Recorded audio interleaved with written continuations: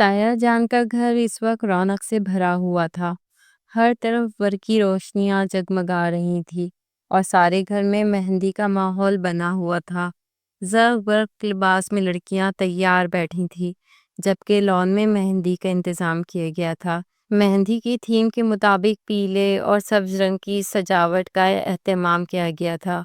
गेंदे के फूल सारे घर को खुशनुमा बना रहे थे और मैं इस वक्त मेहंदी के थाल सजाने में मसरूफ़ थी। ताया के बेटे एहतशाम की शादी थी और आज मेहंदी का फंक्शन था। मैंने मेहंदी की मुनासबत से ही नारंगी और शौक गुलाबी लहंगा पहन रखा था।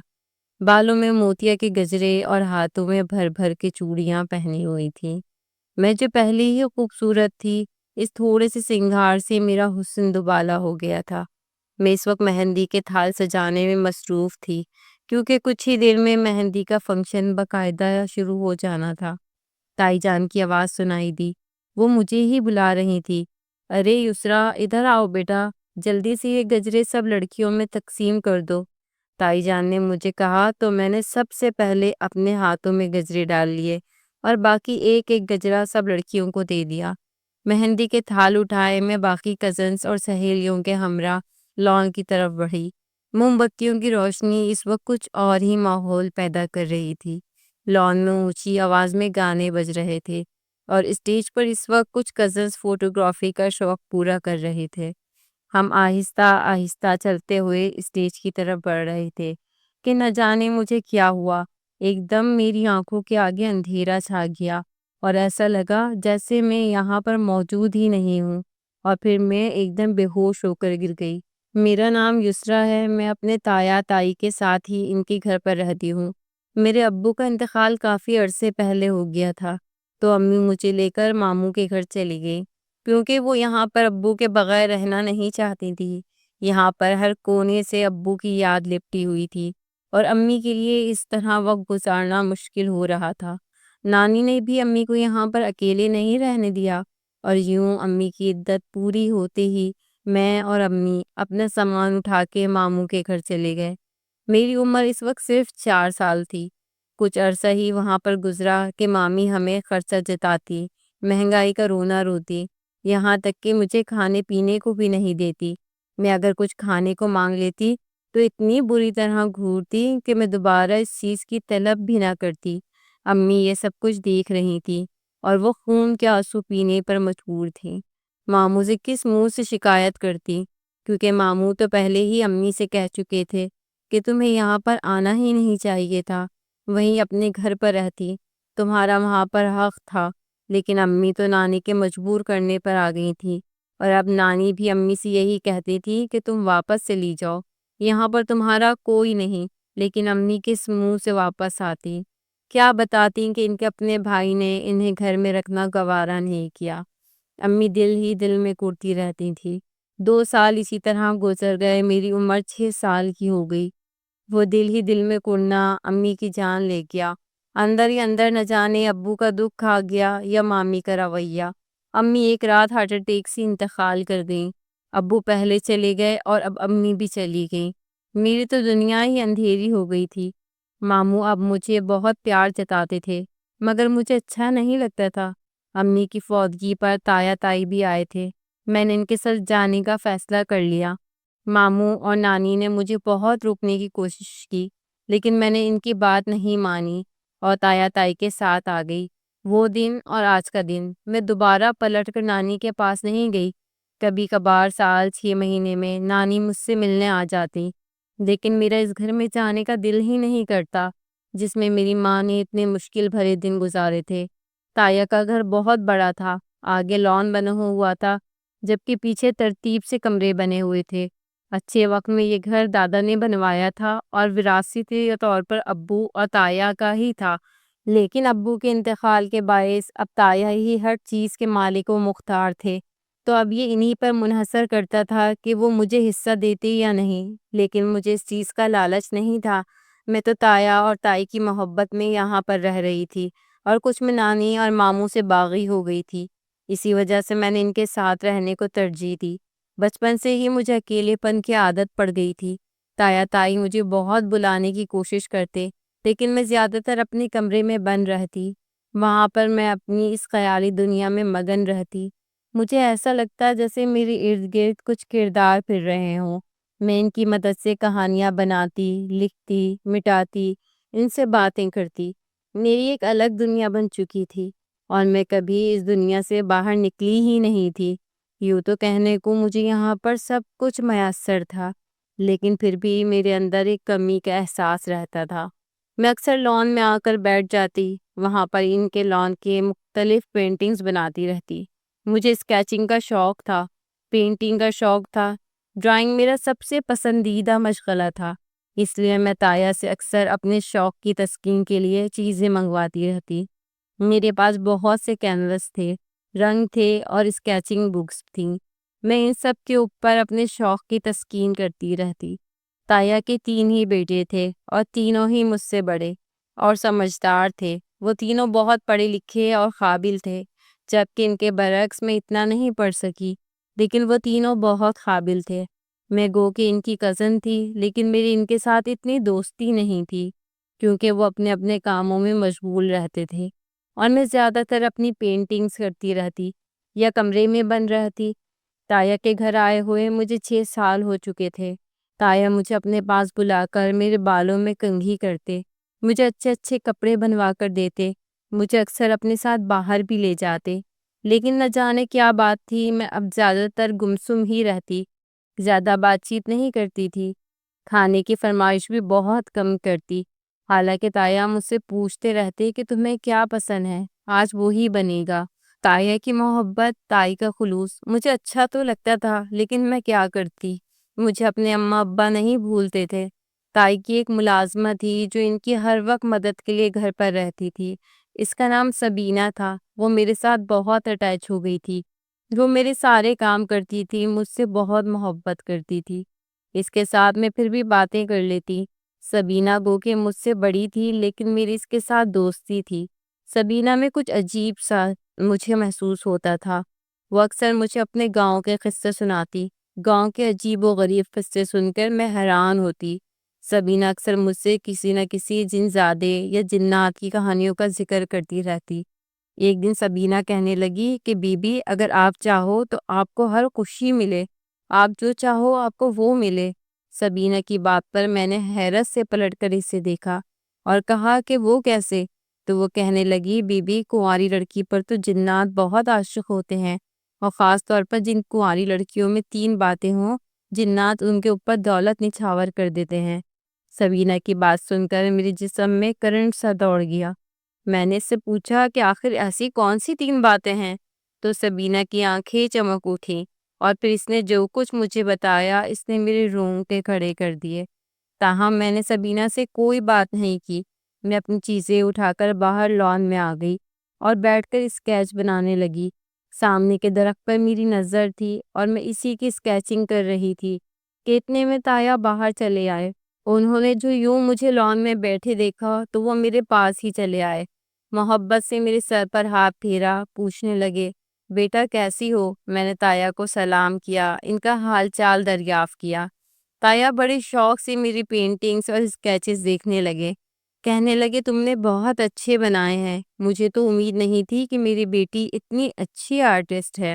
لیکن پھر ایک دم تایا تصویریں دیکھتے دیکھتے چونک اٹھے اور پھر انہوں نے سارے اسکیچز دیکھے، کبھی مجھے دیکھتے، کبھی سامنے موجود درخت کو دیکھتے اور کبھی اسکیچ کو دیکھتے۔ مجھے تو معلوم نہیں تھا کہ تایا اس طرح کیوں کر رہے تھے، اس میں کچھ ایسا تھا جو تایا کو چونکا رہا تھا۔ لیکن بہرحال وہ سب تصویریں دیکھ کر تایا نے کہا کہ تم نے اس درخت کی تصویر بنائی ہے؟ میں نے کہا جی۔ ایک جگہ پر ہاتھ رکھ کر انہوں نے کہا، یہ کہاں پر ہے؟ میں نے کہا ادھر دیکھیں، سامنے ہی تو بیٹھا ہوا ہے۔ تایا کے چہرے کا رنگ زرد پڑ گیا۔ وہ کہنے لگے، یہ کیسی باتیں کر رہی ہو، سامنے تو کچھ بھی نہیں ہے، درخت خالی ہے۔ لیکن میں نے تایا سے کہا کہ آپ کو نظر نہیں آ رہا، شاید آپ نے اینک نہیں لگائی، وہ سامنے ہی بیٹھا ہوا ہے۔ لیکن تایا انتہائی خوفزدہ اور پریشان ہوتے ہوئے اٹھ کر کھڑے ہوئے اور پھر مجھے اندر چلنے کے لیے کہا۔ تایا کچھ پرسوچ نگاہوں سے بار بار اس طرف دیکھ رہے تھے۔ اندر آ کے تایا نے کوئی بات نہیں کی، مجھے کمرے میں جانے کا کہہ دیا اور خود تائی کے پاس چلے آئے۔ نہ جانے تائی کے ساتھ ان کی کیا بات ہوئی، کیونکہ اگلے دن تائی نے بھی مجھے لان میں جانے سے منع کر دیا۔ تائی نے بھی میری اسکیچ بک منگوا کر دیکھی اور پھر ان کو بھی اس بات کی تصدیق ہو گئی کہ وہاں پر کچھ ایسا ہے جو مجھے دکھائی دے رہا ہے۔ مجھے سمجھ نہیں آ رہی تھی کہ تایا اور تائی آخر پریشان کیوں ہو گئے تھے، کیونکہ وہ تو میرے ساتھ روز بات کرتا تھا، روز مجھے اپنے ہونے کا احساس دلاتا تھا۔ میں جب بھی لان میں بیٹھتی اسی وقت میرے پاس آ کر بیٹھ جاتا، لیکن تایا اور تائی کو میں یہ بات سمجھا نہیں سکتی تھی کہ وہ میرا دوست ہے اور میرا خیر خواہ ہے۔ مجھے نہیں معلوم کہ میری اور اس کی دوستی کا آغاز کیسے ہوا تھا، لیکن جب میں تایا تائی کے گھر میں آئی اور بہت اداس رہتی تھی، اماں کی اچانک موت اور ماموں اور نانی کے رویے نے مجھے عجیب سے خود ترسی اور احساس کمتری میں مبتلا کر دیا تھا۔ میں تایا تائی کو بھی سمجھ نہیں سکی تھی، ان کی محبت بھی مجھے اصلی نہیں لگتی تھی، تو میں لان میں آ کر بیٹھ جاتی اور رونے لگتی، اور پھر روتے روتے ایک دن نہ جانے کس وقت وہ میرے پاس آ کر بیٹھ جاتا، میرے کندھے پر ہاتھ رکھ کے مجھے دلاسا دیتا۔ اس کے ہونے کی تسلی مجھے ایک دم پرسکون کر دیتی۔ وہ اس انداز میں مجھے دلاسا دیتا کہ میں اپنا دکھ بھول جاتی۔ آہستہ آہستہ میری اس سے دوستی ہو گئی۔ اب وہ اکثر ہی میرے ساتھ آ کر بیٹھ کر باتیں کرتا۔ میں نے اپنی اور اس کی دوستی کا ذکر کسی سے بھی نہیں کیا تھا، کیونکہ میں نہیں چاہتی تھی کہ کوئی ہمیں غلط نگاہوں سے دیکھے۔ اور اب تایا کو اس کے بارے میں معلوم ہو گیا تھا۔ تایا نہ جانے کیا سمجھے جو اتنا غصہ کیا، اور تائی نے پھر مجھے لان میں جانے سے منع کر دیا۔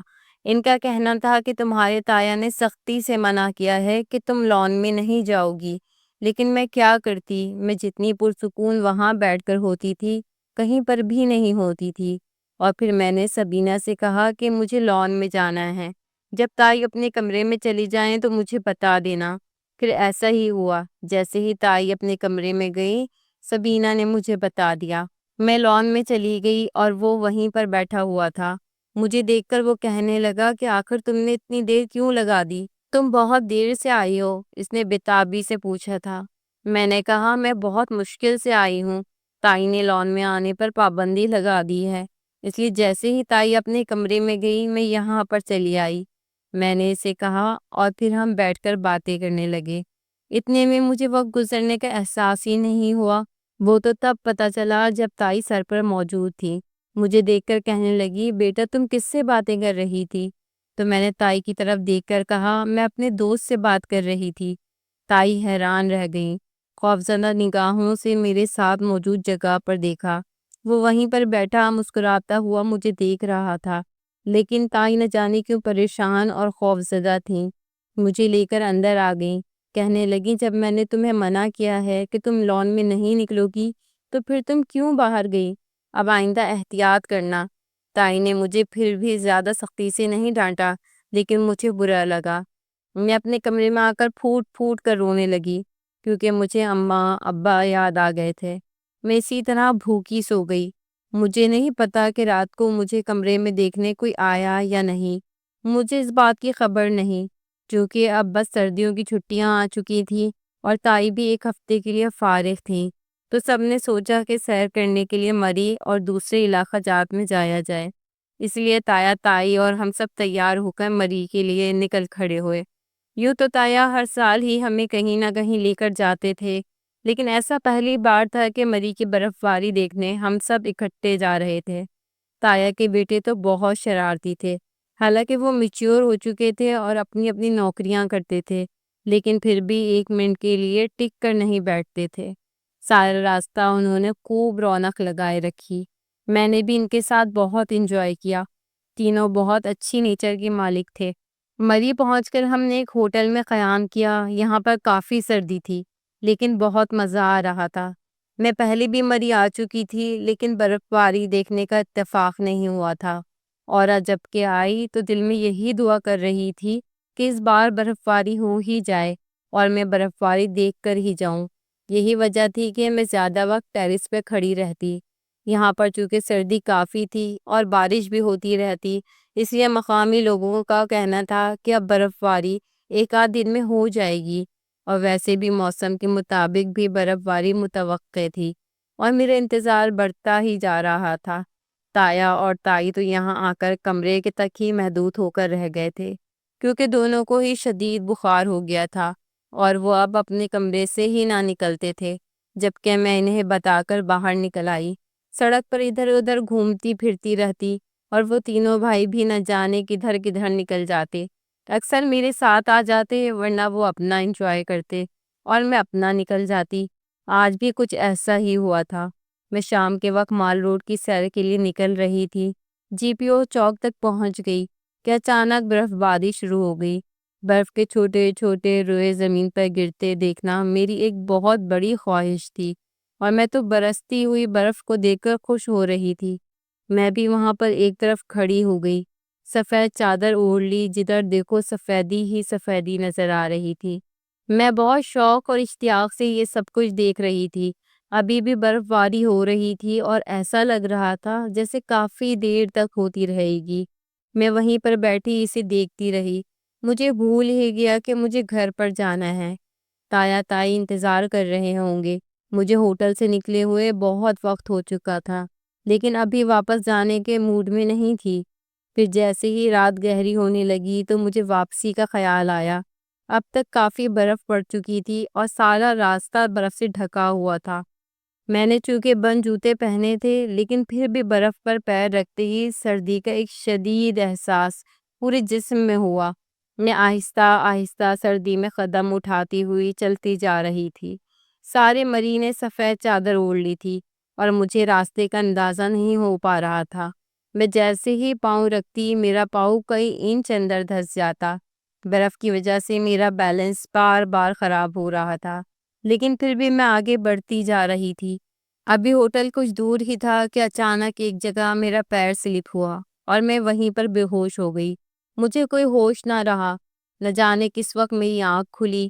میں ہوش کی دنیا میں واپس آئی تو مجھے پھر صرف اندھیرا محسوس ہو رہا تھا۔ ایسا لگ رہا تھا جیسے میں کسی اندھیری جگہ پر موجود ہوں، لیکن وہ جگہ بہت ٹھنڈی تھی۔ سردی کا احساس میرے جسم میں تھا اور ایسے لگ رہا تھا جیسے سردی کی وجہ سے جسم اکڑ گیا ہو۔ میں ہوش میں آتے ہی آنکھیں پھاڑ کر دیکھنے کی کوشش کر رہی تھی، لیکن مجھے کچھ سمجھ نہیں آ رہی تھی کہ میں کہاں ہوں۔ اندھیرے کے باعث کچھ محسوس نہیں ہو رہا تھا، اور دوسرا سردی نے رگوں کے اندر خون جمانا شروع کر دیا تھا۔ مجھے ایسے لگ رہا تھا جیسے میں مرنے والی ہوں یا پھر مر گئی ہوں، لیکن نہیں، ابھی مجھے ٹھنڈ کا احساس ہو رہا تھا، اندھیرے کا احساس ہو رہا تھا۔ اس کا مطلب تھا کہ میں زندہ تھی۔ میں نے اپنے ہاتھ پیر چلانے شروع کیے، لیکن ٹھنڈ کی وجہ سے وہ اکڑ چکے تھے، مجھ سے وہ ہلائے بھی نہیں جا رہے تھے۔ اس وقت شدید خوفزدہ تھی، کسی کو مدد کے لیے پکارنا چاہتی تھی، لیکن میری تو آواز بھی نہیں نکل رہی تھی۔ میری آنکھوں سے آنسو بہنے لگے۔ میں دل ہی دل میں کسی کو مدد کے لیے پکار رہی تھی۔ نہ جانے کتنا وقت اسی طرح برف میں دھسے ہوئے گزر گیا۔ لمحہ بہ لمحہ مجھے موت قریب محسوس ہو رہی تھی۔ میری آنکھوں کے سامنے اماں، ابا، تایا تائی کے چہرے گھوم رہے تھے کہ اچانک مجھے اپنے قریب ایک آہٹ سی محسوس ہوئی، اور پھر کسی نے اگلے ہی لمحے میرا ہاتھ پکڑ کے مجھے باہر کھینچ لیا۔ برف سے باہر نکلتے ہی چند لمحوں کے لیے تو کچھ نظر نہیں آیا، اور میں اپنے پیروں پر اپنا توازن بھی برقرار نہ رکھ سکی۔ قریب تھا کہ میں گر ہی جاتی۔ انہی مہربان ہاتھوں نے مجھے دوبارہ تھام لیا، اور پھر میں بے ہوش ہو کر گر گئی۔ لیکن گرنے سے پہلے میں نے دیکھ لیا تھا کہ یہ وہی میرا دوست ہے، تایا کے گھر والا۔ پھر جب مجھے ہوش آیا تو میں ہوٹل میں اپنے کمرے میں موجود تھی، اور تایا تائی پریشانی سے میرے ارد گرد بیٹھے ہوئے تھے، جبکہ ان کے تینوں بیٹے بھی کمرے میں موجود تھے اور پریشان شکل بنائے ہوئے تھے۔ میرے اوپر اس وقت تین تین کمبل ڈالے ہوئے تھے، لیکن پھر بھی میرے جسم میں جو ٹھنڈ کا احساس تھا وہ ختم نہیں ہو رہا تھا۔ میں نے تایا کی طرف دیکھا، پوچھا مجھے کیا ہوا تھا۔ وہ کہنے لگے تم نہ جانے کس طرح برف پر سلپ ہو کر گر گئی تھی اور پھر برف میں دھس گئی تھی۔ وہ تو شکر ہو وہاں پر کسی نے تمہیں نکال دیا اور پھر ہمیں اطلاع کر دی۔ ہم فوراً وہاں پہنچ گئے۔ اللہ کا بہت شکر ہے کہ تمہیں کوئی نقصان نہیں ہوا، ورنہ میں اپنے بھائی کو کیا منہ دکھاتا۔ تایا نے شکر ادا کرتے ہوئے کہا تو مجھے ایک دم وہ مہربان یاد آ گیا۔ وہی جن ذات جو ہمیشہ میری مدد کرتا تھا اور میرے ساتھ ساتھ رہتا تھا۔ نہ جانے اسے کیسے خبر ہو گئی تھی کہ میں برف میں دھنس چکی ہوں اور وہ مجھے بچانے کے لیے بھی آ گیا۔ اسے سوچتے ہوئے میرے ہونٹوں پر مسکراہٹ رینگ گئی۔ میں نے مطمئن سی ہو کر آنکھیں موند لی۔ اگلے ہی دن تایا نے واپسی کا سفر باندھ لیا۔ ان کا کہنا تھا کہ یہاں پر جو حادثہ پیش آ چکا ہے، میرا اب یہاں پر رکنے کو بالکل دل نہیں کر رہا۔ خدا نخواستہ اگر بچی کو کوئی نقصان پہنچ جاتا تو، تایا نے ملول سا ہو کر کہا۔ مجھے معلوم تھا کہ وہ مجھ سے بہت محبت کرتے ہیں۔ میں ان کے بھائی کی آخری نشانی ہوں، لیکن میں ابھی یہاں سے جانا نہیں چاہتی تھی۔ مگر تایا نے سب کو آرڈر جاری کر دیا کہ آج دوپہر تک ہمیں ہر حال میں نکلنا ہے۔ میری طبیعت اب کافی بہتر تھی، اس لیے میں تایا کو بتا کر باہر ٹیرس پر نکل آئی۔ کچھ ٹائم وہیں پر کھڑی ہو کر مری کی وہ سفید چادر اوڑھے دیکھتی رہی۔ نہ جانے اب تے گئے ہوئے پھر کب واپس آتے ہیں۔ دوپہر کو ہم لوگ وہاں سے نکل آئے۔ واپسی کا سفر تھوڑا خاموشی میں ہی گزرا، کیونکہ اس حادثے کی وجہ سے سب کے دل سہم چکے تھے۔ خود میں ابھی اسی صدمے میں تھی۔ میں جب بھی اس بارے میں سوچتی تو میرا دل کانپ پڑتا۔ خدا نہ خواستہ اگر وہ جن ذات میری مدد کے لیے نہ آتا تو میں ایک سفید برف کی چادر میں سو چکی ہوتی، اور شاید کسی کو پتہ بھی نہ چلتا کہ میں کہاں پر ہوں۔ یہ سوچ کر ہی میں جھرجھری لینے پر مجبور ہو جاتی۔ لیکن اس جن ذات نے میری مدد کر کے میرے اوپر بڑا احسان کیا تھا۔ میں اس کا شکریہ ادا کرنا چاہتی تھی، لیکن اس کے بعد وہ مجھے نظر ہی نہیں آیا۔ مری سے واپس آنے کے بعد دن بہت سست روی سے گزر رہے تھے کہ ان دنوں میں تائی نے احتشام کا رشتہ پکا کر دیا۔ احتشام کا رشتہ یوں تو زبانی کلامی طے تھا، لیکن اب منگنی کر دی گئی۔ احتشام مجھ سے کافی بڑا تھا، تایا کی سب سے پہلی اولاد تھا۔ احتشام ایک انجینئر تھا اور تائی نے اس کے لیے اپنی ایک بھتیجی کے رشتے کا انتخاب کیا۔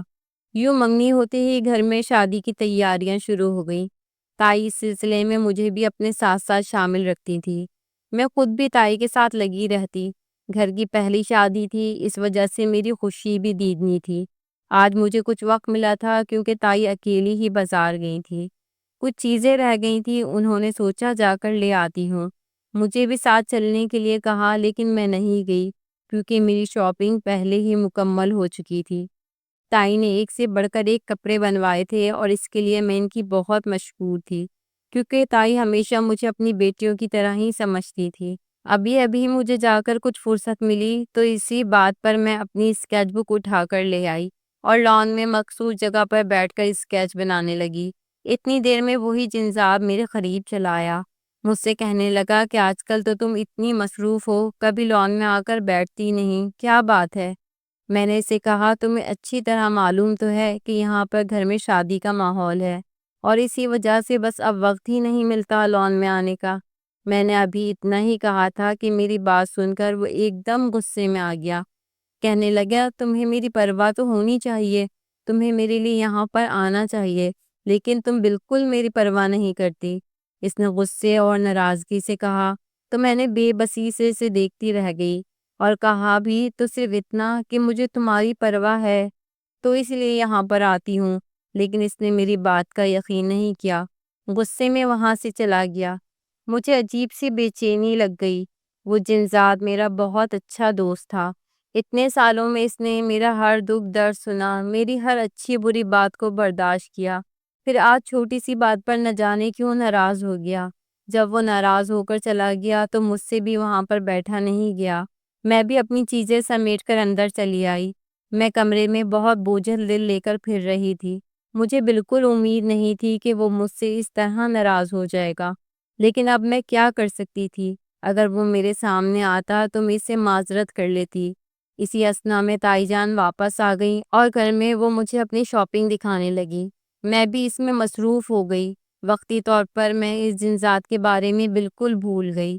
اب مہندی کا فنکشن آج تھا اور صبح سے گھر میں رونق لگی ہوئی تھی۔ میں نے بھی اپنی تیاریوں میں کوئی کسر نہیں چھوڑی تھی۔ بڑے دل سے تیار ہو کر میں مہندی میں شامل ہو رہی تھی۔ تائی جان نے میرے اوپر ساری ذمہ داریاں ڈال دی تھیں جو ایک بہن کو ادا کرنی ہوتی ہے۔ جیسے ہی میں نے تھال لے کر چلنا شروع کیا، لیکن نہ جانے کیا ہوا، میری آنکھوں کے آگے اندھیرا آ گیا اور پھر میں کسی وقت بے ہوش ہو کر گر گئی۔ اس کے بعد مجھے کچھ خبر نہیں رہی۔ مجھے جب ہوش آیا تو سب میرے ارد گرد موجود تھے، لیکن میرا سر اتنا درد کر رہا تھا کہ مجھ سے اٹھا بھی نہیں جا رہا تھا۔ میں نے اٹھنے کی کوشش کی تو چکر آنے لگے۔ میں دوبارہ اپنا سر بستر پر ڈال دیا۔ تائی اور تایا پریشانی سے میرے قریب بیٹھے ہوئے تھے۔ تائی نے جو مجھے اٹھتے دیکھا تو پوچھنے لگی کہ بیٹا کیسی طبیعت ہے؟ میں کچھ دیر انہیں دیکھتی رہی، پھر ان سے پوچھا کہ مجھے کیا ہوا تھا۔ کہنے لگیں تم بے ہوش ہو کر گر گئی تھی، ہم سب تو بہت پریشان ہو گئے تھے۔ ڈاکٹر کو بلوایا تو اس نے کہا کہ شاید پریشانی اور کمزوری کی وجہ سے تم بے ہوش ہو گئی ہو، لیکن تم ساری رات بے ہوش رہی ہو اور اب تمہیں تقریباً 12 گھنٹوں بعد ہوش آیا ہے۔ تائی نے بتایا تو میں کچھ سن کر حیران رہ گئی۔ مجھے اندازہ نہیں تھا کہ اتنا وقت گزر گیا۔ تائی جان سے میں نے مہندی کے بارے میں پوچھا۔ ہم نے مہمانوں کو کھانا کھلا کر رخصت کر دیا تھا، اور اب آج تم ٹھیک ہو جاؤ، بھائی کی شادی میں بیمار رہو گی کیا؟ تائی جان نے ہلکے پھلکے سے انداز میں کہا تو میں مسکرا دی، لیکن اس وقت مجھے کچھ بھی کرنے کو دل نہیں کر رہا تھا۔ سب کمرے سے نکل گئے تو میں سوچنے لگی کہ آخر مجھے ہوا کیا تھا۔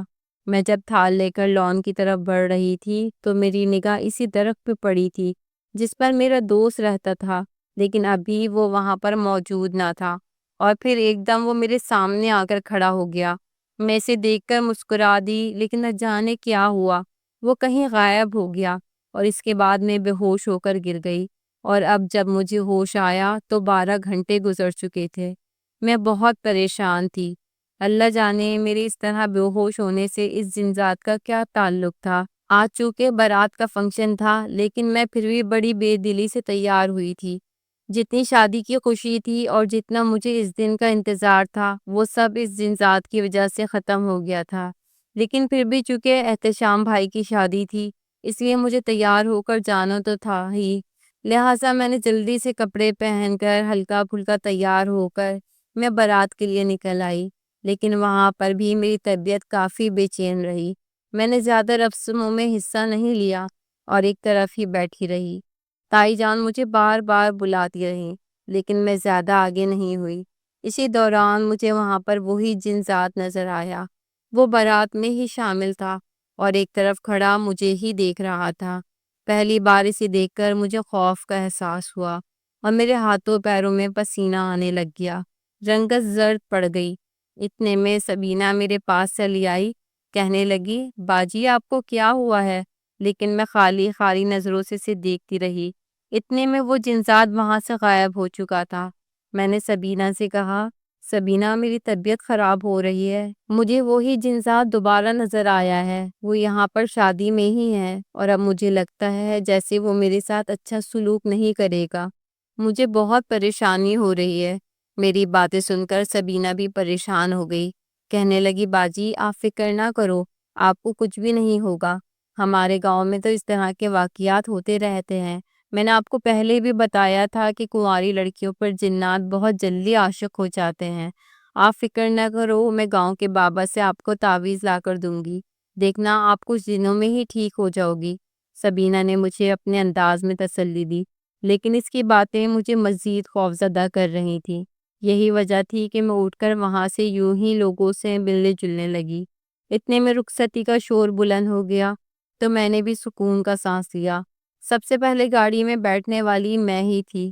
گھر آ کر بھی میں اپنے کمرے میں بند ہو گئی۔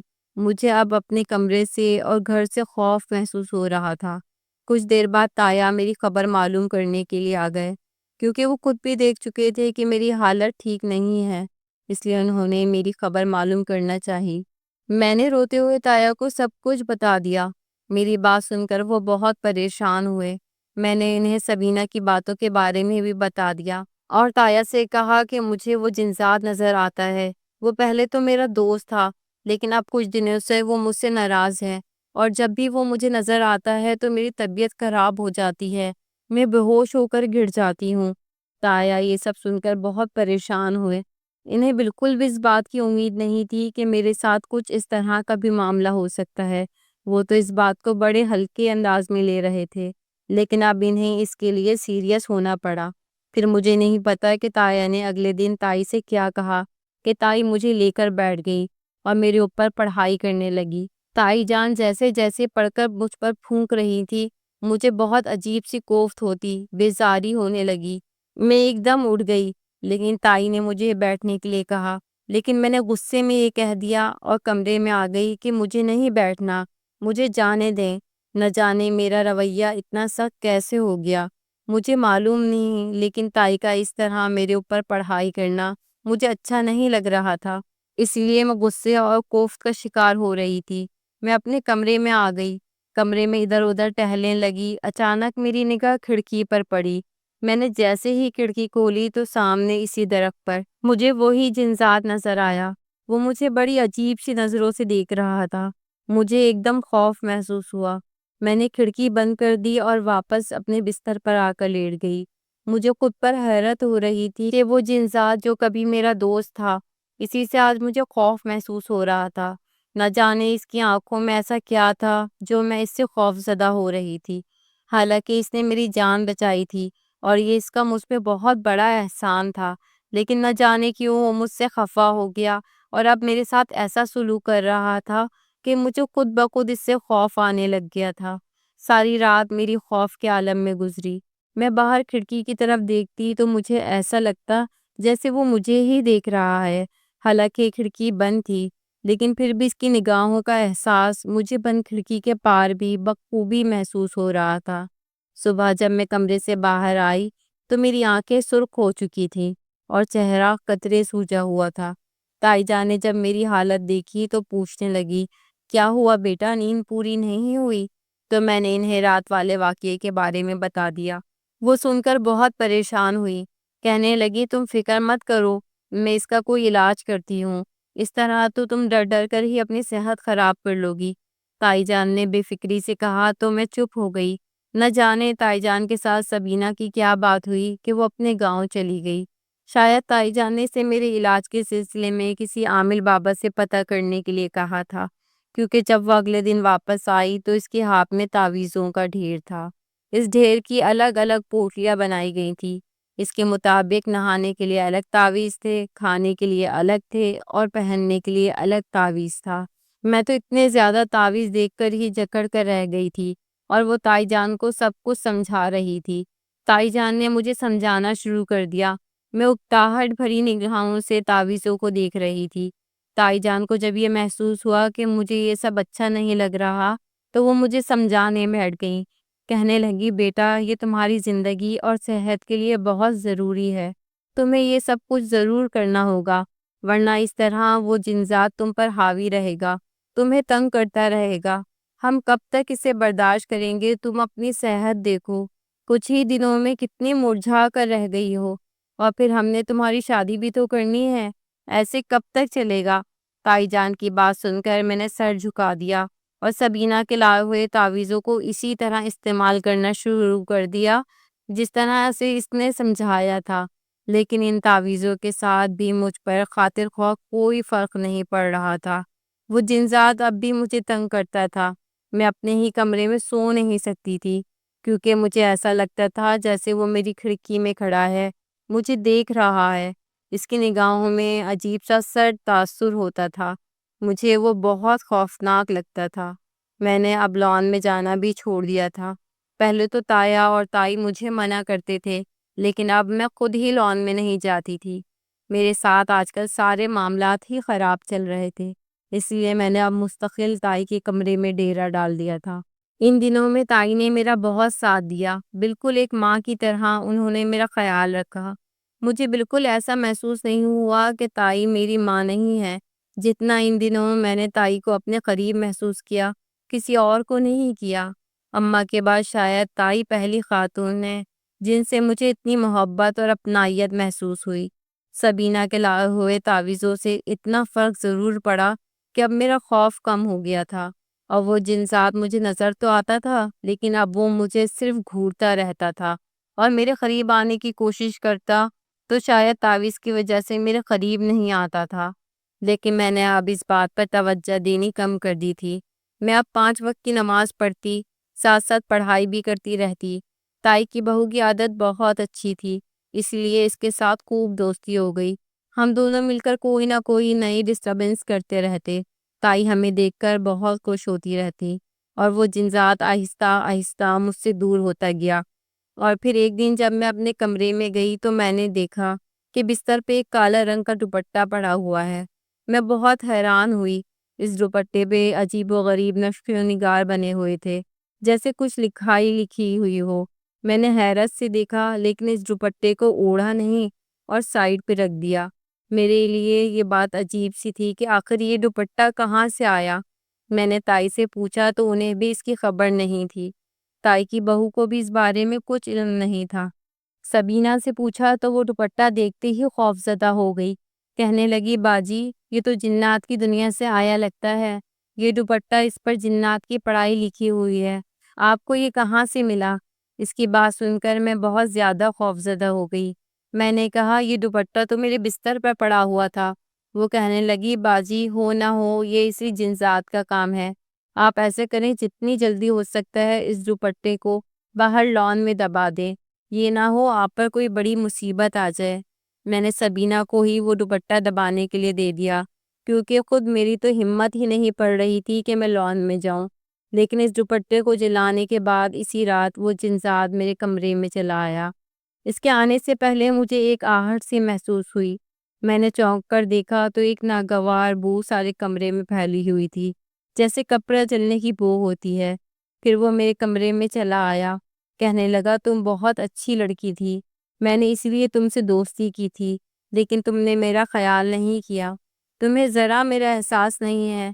تم مجھ سے دور ہو گئی ہو اور اب مجھ سے جان چھڑوانے کے طریقے ڈھونڈتی پھرتی ہو۔ میں خود تمہیں چھوڑ کر جا رہا ہوں۔ میں نہیں چاہتا کہ تم میری وجہ سے پریشان رہو، اس لیے میری طرف سے تمہیں اللہ حافظ۔ ہاں، اور وہ دوپٹہ میں نے تمہیں صرف تحفے کے لیے دیا تھا، لیکن اگر تم اسے نہیں رکھنا چاہتی تو کوئی بات نہیں۔ تاہم اگر کبھی تم مجھے زندگی میں کسی بھی قسم کی مدد کے لیے پکارو گی تو میں بھاگا چلا آؤں گا۔ اس جنزات کی بات سن کر میں شرمندہ بھی ہوئی اور حیرت زدہ بھی۔ وہ اپنی محبت میں اتنا سچا تھا کہ اب میری آسانی کے لیے وہ مجھ سے دور ہو جا رہا تھا۔ میں نے اسے دیکھا اور چند ہی لمحوں بعد وہ میرے کمرے سے اور گھر سے دور چلا گیا۔ اس رات مجھے ایسے لگا جیسے میں نے ایک نئی زندگی میں جنم لیا ہو۔ صبح میں کمرے سے باہر آئی تو بہت ہلکی پھلکی تھی۔ میرے اندر اب ایک نئی دنیا بیدار ہو گئی تھی۔ سب سے پہلے تو تائی نے میرے اندر اس تبدیلی کو نوٹ کیا۔ مجھ سے پوچھنے لگیں کہ کیا بات ہے، آج تو تم بہت بدلی بدلی لگ رہی ہو۔ تائی کی بات سن کر میں کھلکھلا کے ہنسی۔ پھر تائی کو اس بارے میں سب کچھ بتا دیا۔ تائی نے بہت حیرت سے ساری بات سنی۔ کہنے لگی، اس کا مطلب ہے کہ وہ جنزاد واقعی تم سے محبت کرتا تھا۔ وہ تمہیں تنگ نہیں کرنا چاہتا تھا، اسی لیے خاموشی سے تمہاری زندگی سے نکل گیا۔ تائی نے جب مجھ سے یہ کہا تو میں نے بھی انہیں جواباً ہاں کہا۔ وہ واقعی مجھ سے محبت کرتا تھا، لیکن شکر ہے کہ بروقت اسے سمجھ آ گئی اور مجھے اس کے لیے بہت زیادہ مشقت نہیں کرنی پڑی۔ اس کے بعد تائی نے مجھ سے کہا کہ تمہارے پاس جتنی بھی تمہاری اسکیچ بکس ہیں جن میں وہ جنزاد موجود ہے، بہتر یہی ہے کہ تم یا تو انہیں جلا دو یا دبا دو۔ اس طرح تمہاری زندگی سے وہ ہمیشہ کے لیے چلا جائے گا۔ مجھے تائی کی بات میں وزن محسوس ہوا اور میں نے ایسا ہی کیا۔ حالانکہ یہ میرے لیے بہت دکھ کی بات تھی۔ وہ اسکیچ بکس میرا ایک قیمتی اثاثہ تھی۔ وہ میرا ہنر تھا اور انہیں اس طرح مجھے جلانا پڑ رہا تھا، وہ بھی صرف ایک جنزات کے لیے۔ لیکن میں کیا کرتی، میں اپنی زندگی میں سکون چاہتی تھی، اسی لیے پھر میں نے ان سب کو جلا دیا اور ایسے پرسکون ہو گئی جیسے کبھی کچھ ہوا ہی نہیں۔ تائی سے کہہ کر میں نے دوبارہ کالج میں داخلہ لے لیا۔ میں نے اپنی پڑھائی شروع کر دی۔ میں اب چاہتی تھی کہ زندگی کسی اور ڈگر پر گزاروں۔ پہلے اماں ابا کی ناگہانی موت، پھر نانی اور ماموں کے رویے نے میرے اندر جس طرح کی کمی پیدا کر دی تھی، اسی لیے تو میں اس جنزات کے زیادہ قریب ہو گئی تھی اور اسے اپنا دوست مان کر اس کے ساتھ ہر بات کرنے لگی تھی۔ لیکن شکر ہے کہ تائی کی محبت اور تایا کے ساتھ نے جلد ہی مجھے اس بھنور سے نکال لیا۔ میں اب ایک روٹین میں مصروف ہو گئی تھی۔ کالج جاتی، پھر شام کو اپنا پڑھتی، کچھ دیر کچن میں بھابھی کا ساتھ دیتی اور رات کو ہم سب بیٹھ کر گپ شپ کرتے۔ زندگی بہت اچھی گزر رہی تھی کہ اچانک تایا کے اعلان نے میری زندگی میں ہلچل مچا دی۔ تایا نے اپنے سب سے چھوٹے بیٹے احسن کے ساتھ میری منگنی طے کر دی۔ یہ سب کچھ اتنا اچانک ہوا کہ میں حیران رہ گئی۔ احسن کہیں دل ہی دل میں مجھے پسند کرتا تھا، لیکن اس نے کبھی اظہار نہیں کیا تھا۔ تایا نے اس کی پسندیدگی بھانپ کر گھر کی بیٹی کو باہر جانے نہیں دیا۔ یوں جلدی احسن کے ساتھ میرا ایک بہت خاص رشتہ جڑ گیا۔ زندگی خوشیوں سے بھر گئی۔ آج بھی ماضی میں جھانکتی ہوں تو حیران رہ جاتی ہوں کہ کیا کوئی جنذات کسی انسان سے واقعی اتنی سچی محبت کر سکتا ہے؟ اس کا جواب آپ لوگ مجھے دیں گے؟